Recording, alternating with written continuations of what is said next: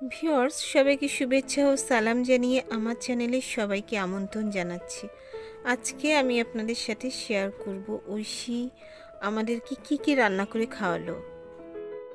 এখানে আছে বৌয়া, হাঁসের মাংস, মুরগির মাংস আর বেগুন ভাজি, সেই সাথে কোল্ড ড্রিঙ্কসও আছে,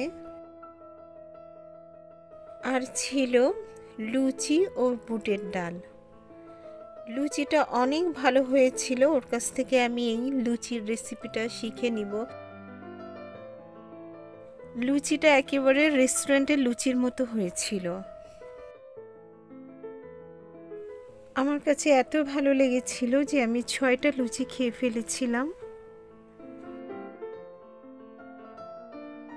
একটু পরিবেশন করে দেখাই লুচিগুলো যে কতটা ভালো হয়েছিল, তা তো দেখেই বোঝা যাচ্ছে।